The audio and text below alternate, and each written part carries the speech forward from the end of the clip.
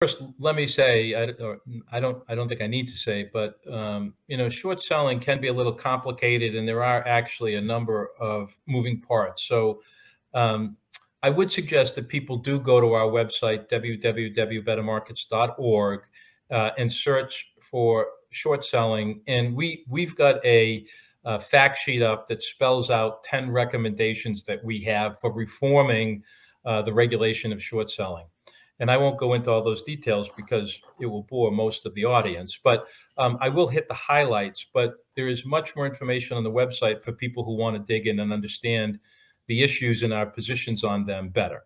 But overall, we recommend much more disclosure, much more often, and for more market participants. To me, and to us at Better Markets, that's about as basic as it gets, and it simply is inexplicable that there would be any meritorious argument against that. Now, there are arguments against disclosure. That's why I said we have difficulty finding meritorious arguments. There's plenty of them, but not many with merit. But we also need to close the loopholes. The so-called what's called the locate requirement under SEC rule SHO rule show allows broker dealers to claim that they have reasonable grounds to believe that they will be able to obtain the security and borrow it and deliver it by the delivery date. But that's just a massive loophole. I mean, anybody can have a reasonable belief at any given point in time. And sure, they're supposed to have a locate log and there's supposed to be a rigorous process in place. But there's more than ample reason to believe that rigorous process is often not in place and sometimes is at best misleading and incomplete, if not outright fraudulent. And so the locate requirement and the reasonable belief exception to the locate requirement has that loophole should be recognized as a loophole and closed. There's also another loophole to the locate requirement for so-called hard to borrow securities. We have a hard time understanding that because if there's a lot of intense interest in a particular security, then often it's going to be hard to locate. That doesn't mean that the law should have this massive loophole to enable significant short selling. And finally, there's the rehypothecation problem of the serially borrowed shares that get lent out over and over and over again.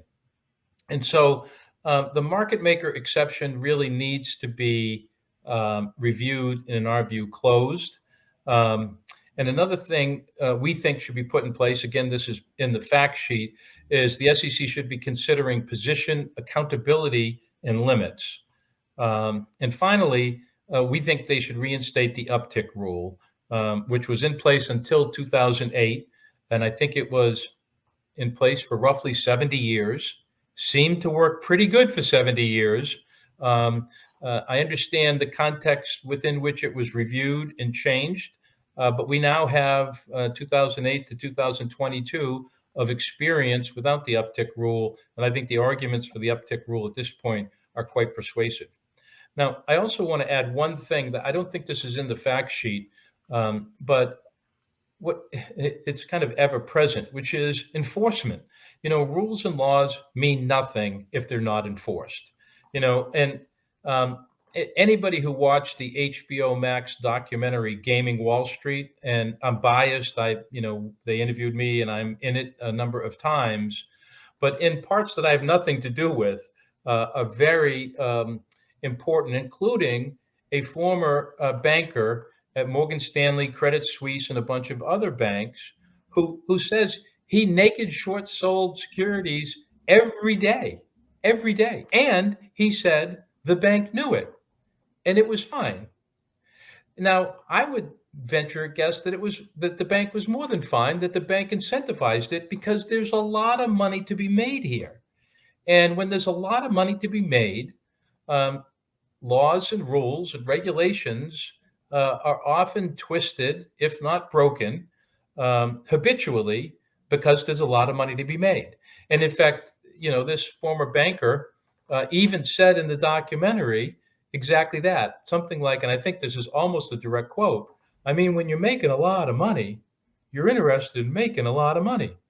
And the point is, he's not interested in, worrying about every rule and law, especially when the bank he works for is at least okay with it, if not incentivizing it.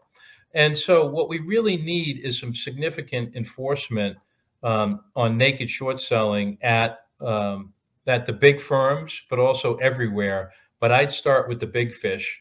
Unfortunately, the big fish usually are not targeted. There was reported that the SEC and the Department of Justice are actually doing a significant joint investigation of naked short selling that goes the time period going back to the beginning of 2021.